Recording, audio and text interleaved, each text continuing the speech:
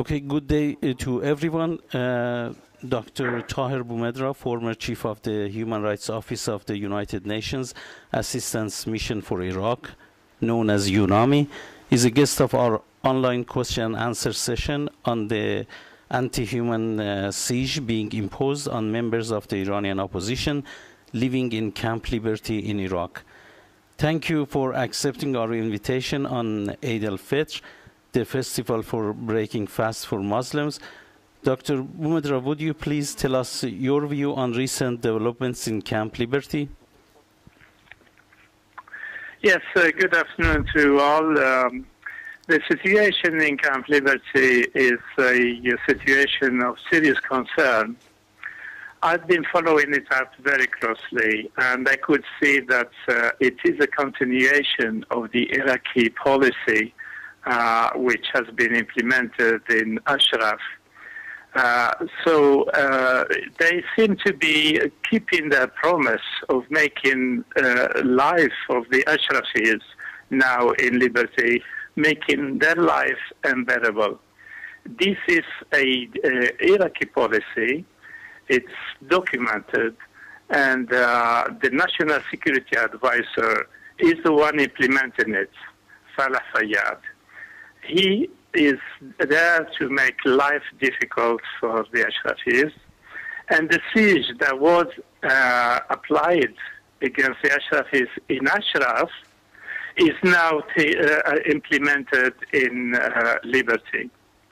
Let's remember very well that the people who are implementing this policy in Liberty are exactly the same ones that used to be in Ashraf, namely this Mohammed Kazem, the Colonel Mohammed Kazem, who's been arrested some time ago in France for his participation in the crimes against the Ashrafis. So this man is still the director of or rather the manager of Camp Liberty. As far as I know, this man should be dismissed long time ago. But unfortunately, because the Iraqi government is following the same policy, they are maintaining him as the manager of Liberty. The same for the National Security Advisor, Salah Fayyad. He is the policy maker as far as Ashraf is concerned, as far as the Liberty today is concerned. Salah Fayyad, the National Security Advisor, he promised to make sure that the people who remain in Liberty will have a hard time. And indeed, we could see what the Liberty people are going through every day. This is the policy implemented since February 2009 until today. It's the same policy. It's a persecution. It's making life hell for the Ashrafis. And I think now it's going to be even worse. Why is it going to be even worse? Now the Iranians seems to be sort of emboldened after the nuclear deal they made with the Western world. Now the Iranians will put more pressure on the Iraqis to persecute the Ashrafis. And unfortunately, this is a situation. If they are not receiving the food of the quality and quantity required, they are not receiving the fuel. They are supposed to be connected to the national grid of electricity. They haven't been. And I think this is the policy that is being followed from the time the Ashrafis came under the control of the Iraqi government. Over to you. Okay, thank you very much. We have received a number of questions. The first questions are from Ashar Al-Usat Arabic Daily. The question is, is the Iranian regime expanding its activities, especially after the nuclear agreement? And these developments in the Camp Liberty, isn't it the beginning of that? I believe so. The Iranians have been emboldened by what they consider disagreement with the Western powers about the nuclear files. They seem to be now, they have removed all kinds of obstacles, and now they have free hands regarding the situation of the Ashrafis. And I fear that the coming days will prove to be that the Iranians will try to sort out what they always threatened to implement against the Ashrafis. So a combination of efforts between the Iranian ambassador in Baghdad and the Salah Fayyad National Security Advisor will make it quite a challenge for everybody, for the international community and for the Ashrafis. We hope that reason will prevail and that they will give way for the humanitarian action to take place. Over to you. Yes. Ashar Osad Daily also asks, wasn't it possible to put some item in the nuclear agreement for the Iranian regime to respect human rights in Iran as well as Camp Liberty, and why it wasn't done? Well, you see, the negotiations took a long time, and personally, I cannot tell you what has been discussed all these months, but the thing that is quite clear to everybody is that the Iranians have free hand now. Over to you. Yes, thank you. Dr. Asama Mehdi from Saudi Arabian website ILAF is asking, there has been a lot of condemnations of the violation of human rights and siege of Camp Liberty, but there hasn't been any change regarding this. And particularly, Dr. Mehdi asked, what activities have you done to take this issue with the United Nations and also take it to the Washington regarding something to be done about the security of the residents of the camp? The unfortunate thing is that the United Nations seems to be abiding by the prevailing power politics in the Middle East. Basically, nobody wants to upset the Iranian government. And obviously, the presence of the United Nations in Iraq is subject to the invitation of the Iraqis. So as long as the United Nations is in Iraq, according to the conditions the Iraqis are imposing, so nobody is willing to upset the government of Iraq under the Dawah Party leadership. And nobody is ready to challenge the Iranian regime about its record on human rights, and particularly death penalty and the extrajudicial killing taking place. On this issue also, Dr.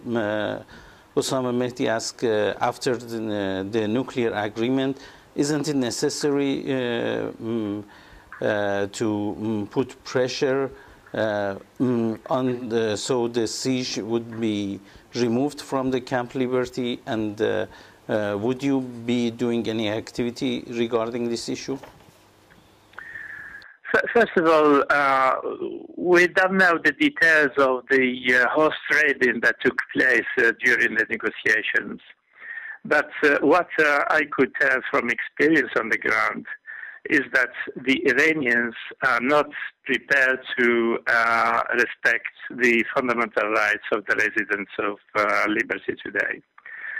Nor are the Iraqis. The Iraqis are the ones facilitating the issue for the Iranians in order to violate the fundamental rights in Camp Liberty.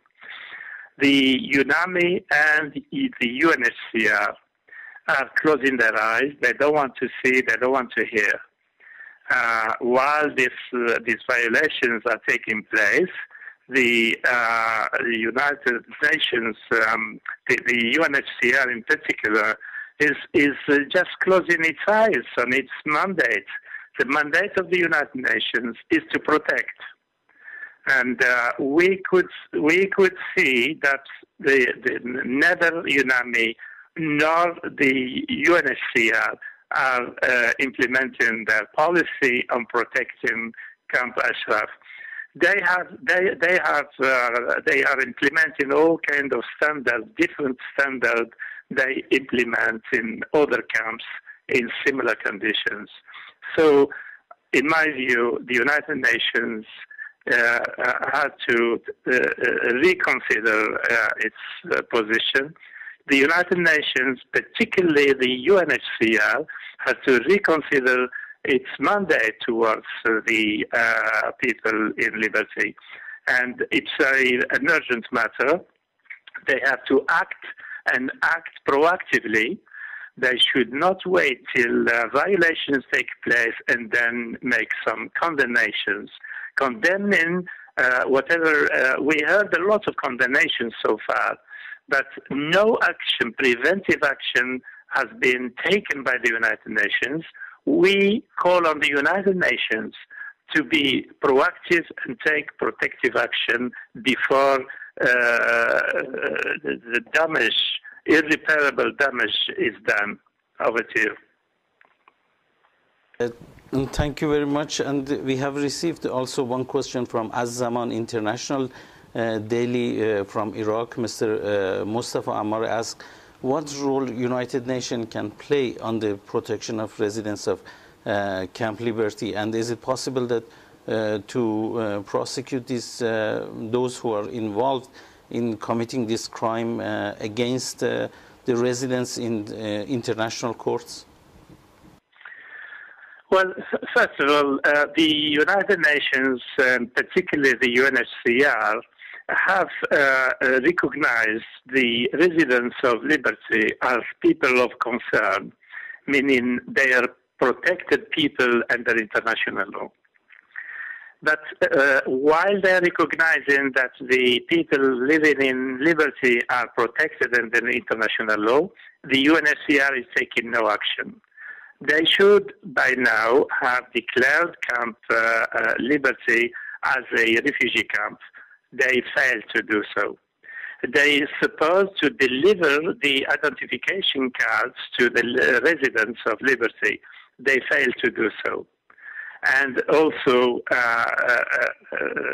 these people living without an identification card of the UNHCR, it exposed them to all kinds of abuses and all kinds of threats and mistreatment.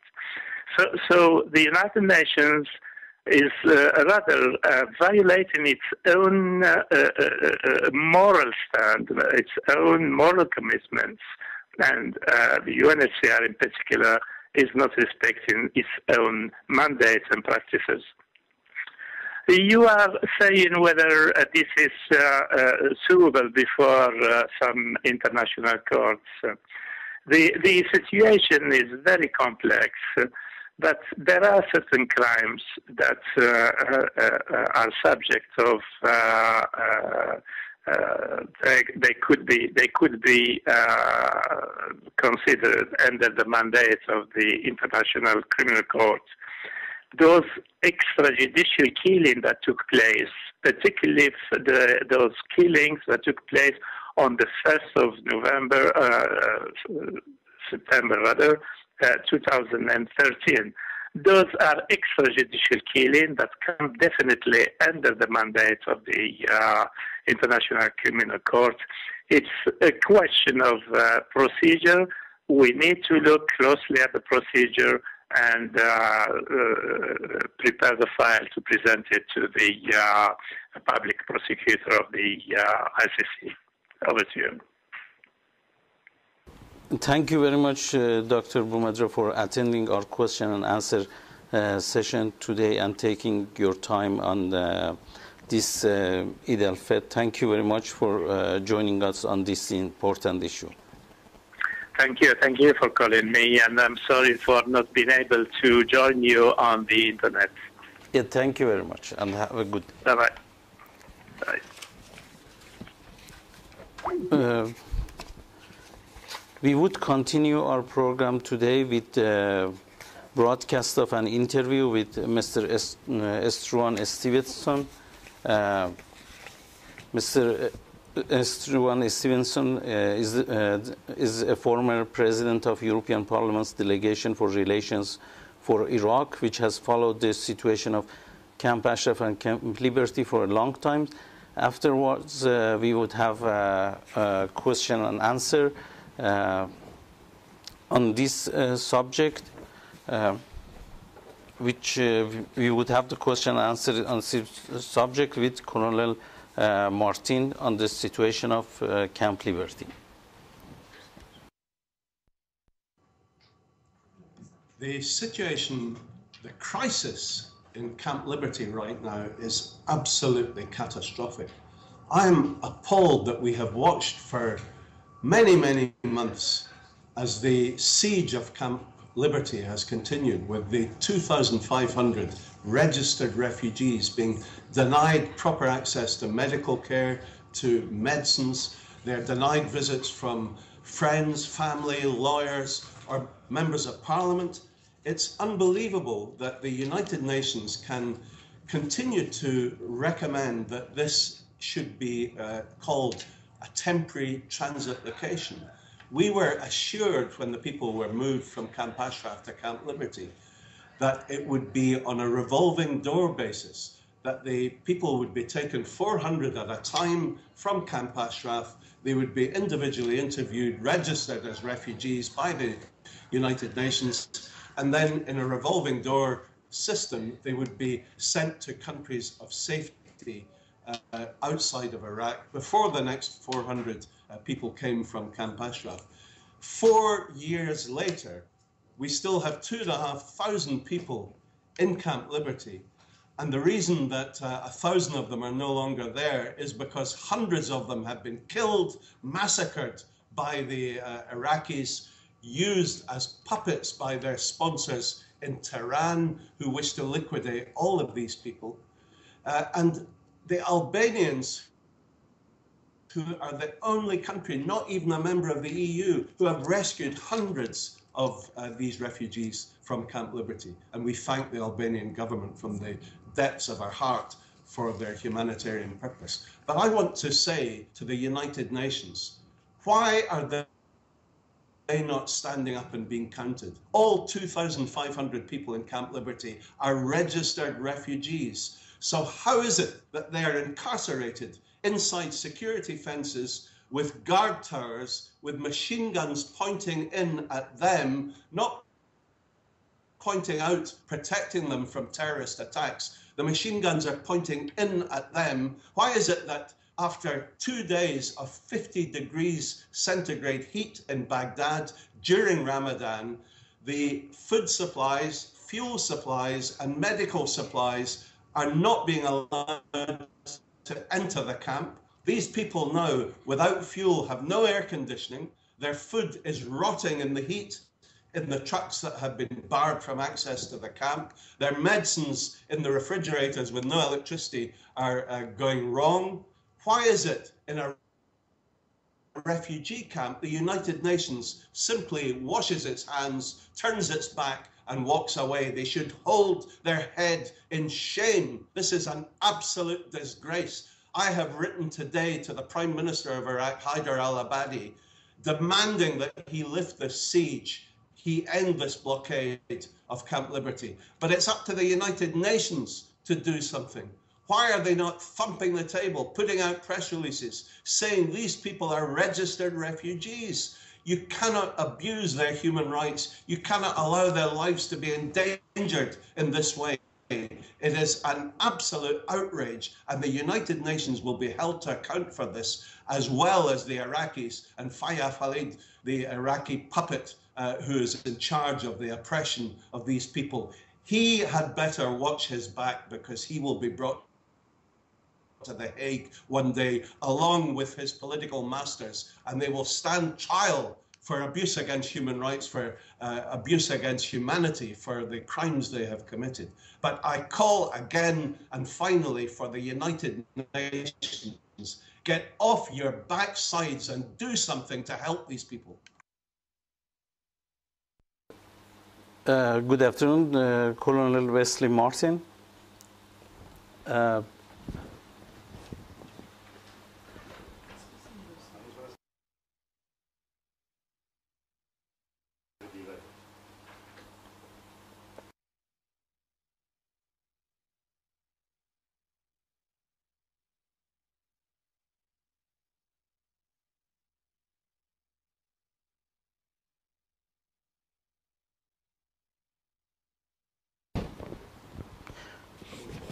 Good afternoon, Colonel Wesley Martin.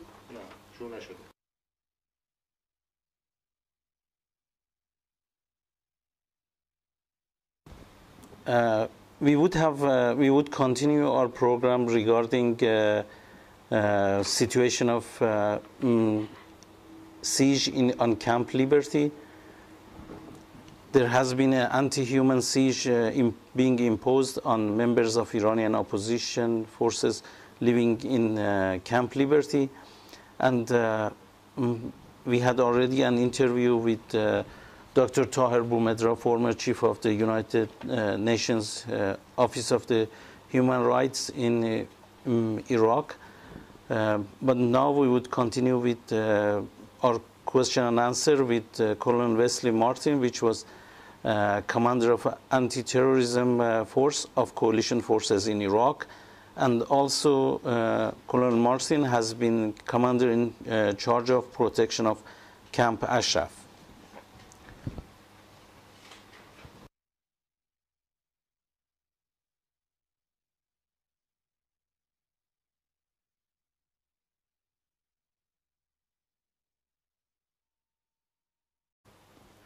We will begin shortly. Just a moment. There has been a little technical problem. Okay. You don't need me to introduce myself, no. Do you? Okay. Hello, good afternoon, Colonel Wesley Martin. Thank you for joining us, our online question and answer regarding the anti-human siege being imposed on the members of the Iranian opposition living in Camp Liberty. Would you please tell us your view on the recent developments in Camp Liberty? The recent total blockade of all supplies coming in, it's wrong, it's inhumane, it's in a total violation of all the agreements that was made between the Iraqi government, the United Nations, the United States, and the residents of Camp Liberty. This is illegal. And it's not just a blockade of equipment, it's also a blockade of fuel, it's a blockade of fuel, blockade of food. Everything that the residents need to survive is now ongoing. And it's ironic that this blockade started the very same day that the Iranian government and the United States government announced there is a agreement reached on nuclear weapons negotiations.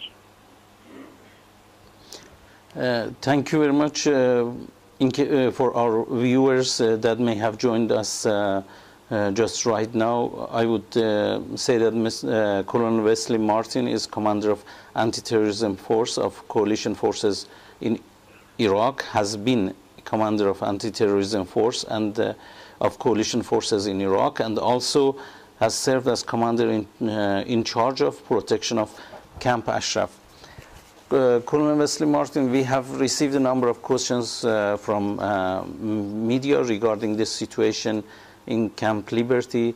From As-Siyasat Daily in Kuwait, the question is, in your view, what is the extent of the danger that the residents of the Camp Liberty are facing? is an extreme danger because they cannot survive without food and without water.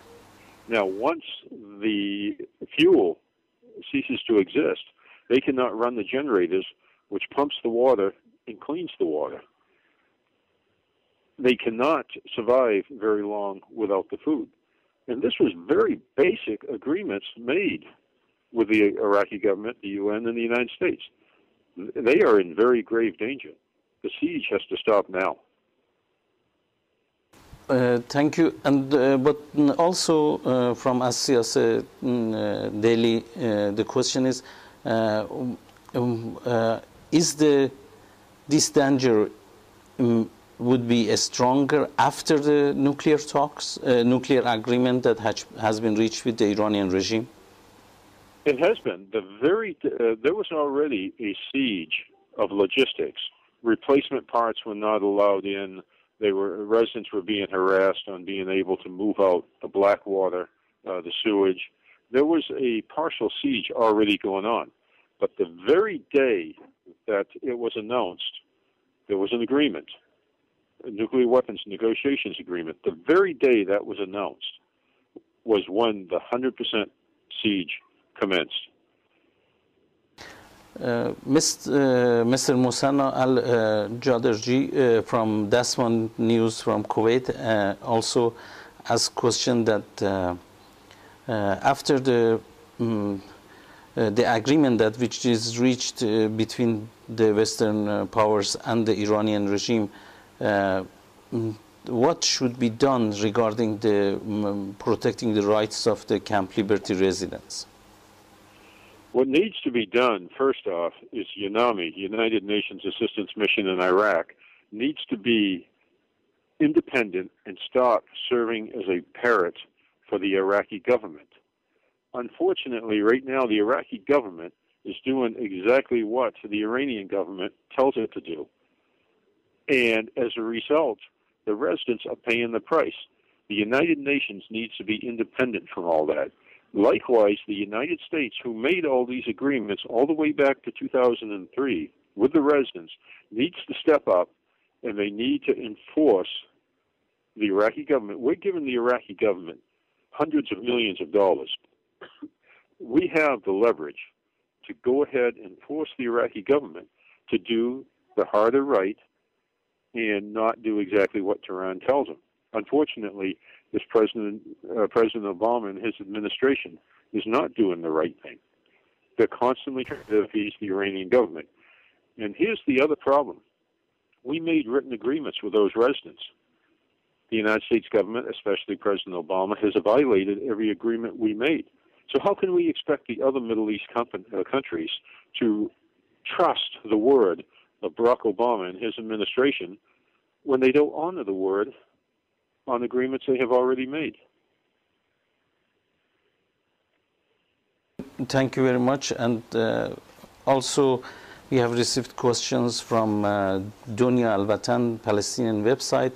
Mrs. Sohal Qaisi asks, what relations do you see between the nuclear agreement and also protection of Camp Liberty residents?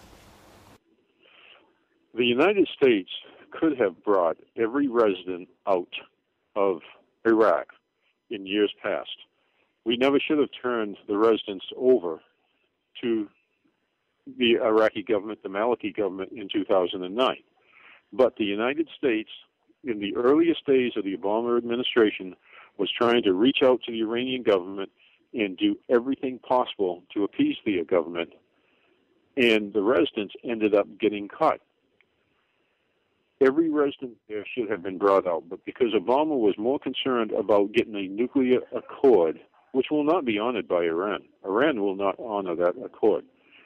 But they ended up not bringing the residents out. They ended up allowing the Maliki government to force the move to Camp Liberty from Ashraf and all the torment that's been going on these residents. And to date, the United States government has not engaged at all to end the siege. I was talking yesterday to Camp Liberty on the telephone. Our government The State Department has not done a single action of engagement to solve this problem, the current siege. Yes, thank you. And there is a question also from Al-Sharq al-Awsat Daily. Mr.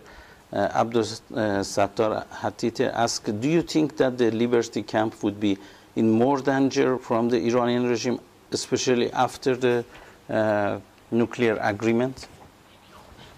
It is more dangerous now to be inside Liberty than ever before, because now the Iranian government has got what it wanted from the United States. The Iranian government has no reason now not to force the Iraqi government to attack and commit even greater genocide than what's already been done. The attacks in 2009, 2011, 2013 at Camp Ashraf, that was murder, especially 2013, when the Maliki sent in his SWAT team with specific orders to go ahead and do the killings. And then the rocket attacks on Camp Liberty, those weren't done by militias. Militias don't drive around with 280 millimeter rockets through Baghdad in 2013. That was done by Iranian and Iraqi forces together. And now that the nuclear accords have been announced, the camp is in a more dangerous position than ever before. And yet the U.S. State Department does nothing. Thank you. Mr. Hatite also asks, some experts expect the Iranian regime will spend more money to support extremists in the region, especially in Yemen. What do you think? Well, not only will they spend more money, because now they have more money to spend. $100 billion is being freed up that was being blockaded from the Iranian government from being able to use. Now the Obama administration has agreed to free that money up. So what we're doing is giving them access to more resources, and they will use those resources. And all the crippling actions that have been done in the past to stop and minimize the Iranian government is now gone. We're doing just the opposite of what should be done in that Middle East region. Yes, thank you. We have a number of questions also from Iran News Update website. The first question is, what should be the immediate steps to be taken regarding the Camp Liberty? What action should be taken? I think I heard the question, what action should be taken? What needs to be taken first? This siege needs to come to an end. The residents need to be given the food, the supplies that they need to live. But furthermore, what needs to happen is the United States needs to go in and put people of its own on the ground to monitor and make sure the right things are happening. And while all this is going on, actions need to be taken to bring all the remaining residents outside of Camp Liberty and bring them to the West, to Western Europe and to the United States. And the United States should be the first to accept, not the last, because the United States is the one that made all those agreements in 2003 and 2004 with the residents. The United States should be the first one to honor those agreements. Iran News Update also asks, the US and UN had guaranteed safety and security of the residents. This is a far cry from that. Why do you think the US and UN are reneging on their responsibilities? The United Nations and the United States, but especially the United Nations, is doing no better at Camp Liberty right now than they did in Rwanda when 100,000 people were murdered. There is no reason that the United Nations isn't heavily involved in telling the truth. And unfortunately, the United Nations is covering it up. And U.S. State Department is repeating the lies of the United Nations, and specifically United Nations Assistance Mission Iraq. Thank you. Mr. Falah Al-Janabi from Hawar Mutamadden website in Iraq asks, what is the reason for this intensification of siege of Camp Liberty? And why particularly they are concentrating on the fuel, entry of fuel, to prevent it to enter the camp? Because if the fuel doesn't enter the camp, everything else stops. The two critical things coming through those gates are food and fuel. If the fuel does not come through, then the generators will stop. The generators run the water purification. They run the water pumping. They run the freezer units for the food. All life is tied to the fuel and to the food. And they're trying to starve them out, and they're trying to cause them not even to get a basic glass of water. They're being denied drinking water now. Mr. Mamdouh Nasser from Sula Press, which is a Palestinian website, asks, when can one assure that the government in Baghdad would do what the international community wants them to do regarding the situation of human rights in Camp Liberty? Human rights in Camp Liberty and human rights through all of Iraq is never going to be possible until the government in Baghdad shakes itself loose from the government in Tehran. And unfortunately, that's not going to happen until there's a complete removal of the Dawa party. The Iraqi people, had they elected Alawi, and they did once, but Maliki refused to turn the government over to him so he could build the government. If Alawi had been prime minister, we would not be facing these problems that we are now. Unfortunately, the Dawa party, who's controlling Iraq, is too closely tied to Tehran.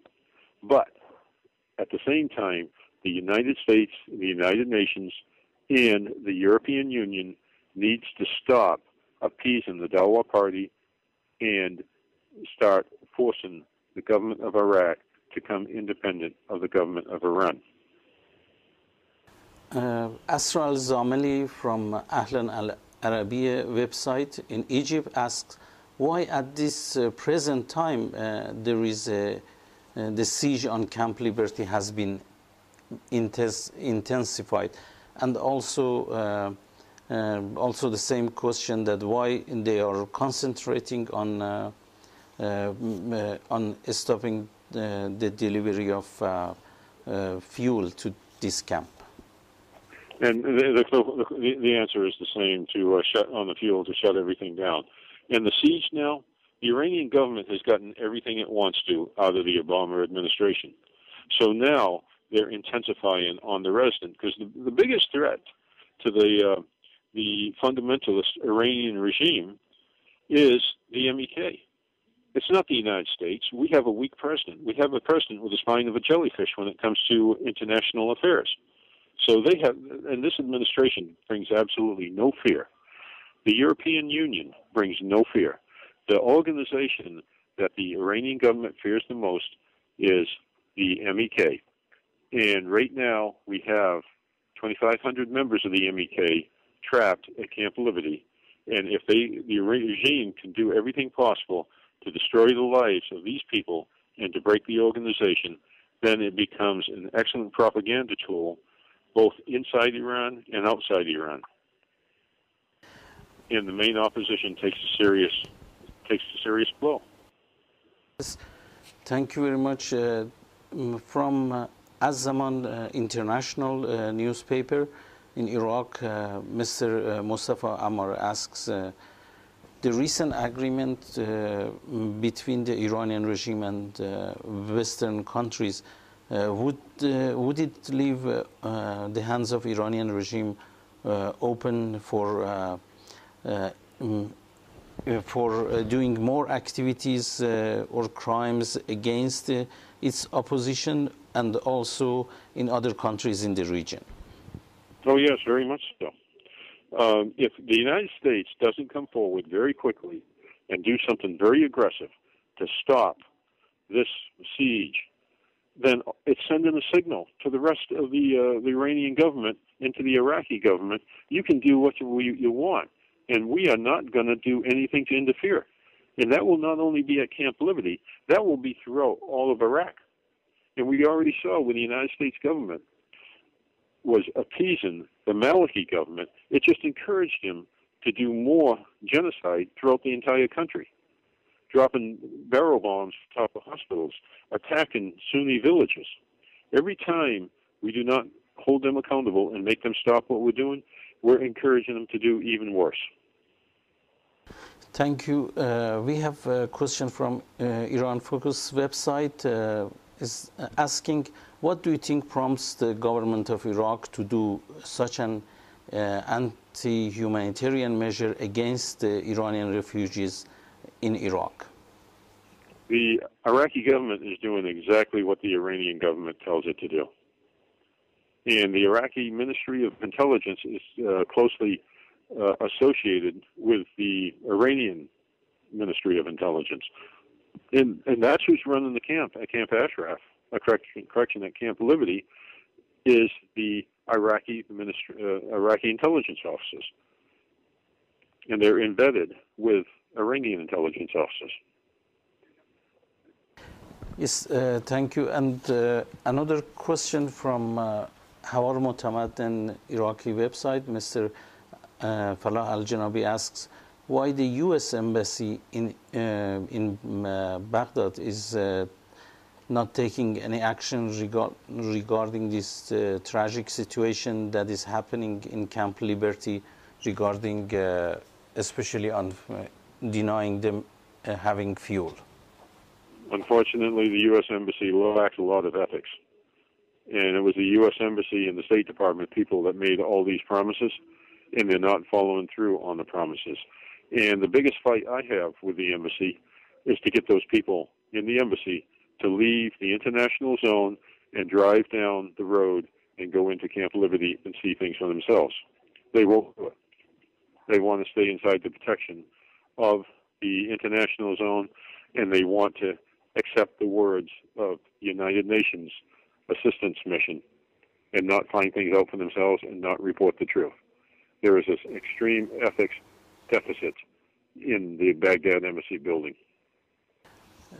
We have received one question regarding the nuclear agreement between the Iranian regime and the world powers, and the question is from Al Akhbari television.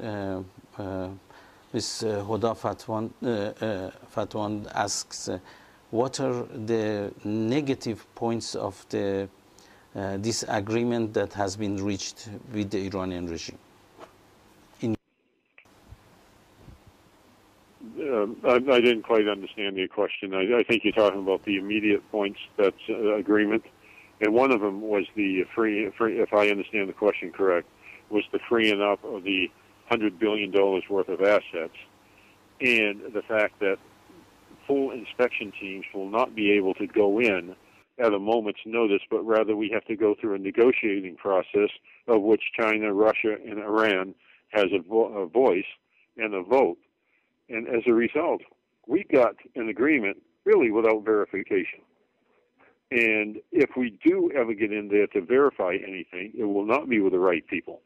This is just a bad agreement. Fortunately, this agreement has to go through Congress. And I hope Congress tears it apart. Yes, thank you very much. You addressed the question rightly. In fact, the question was on the negative points of the agreement in your view.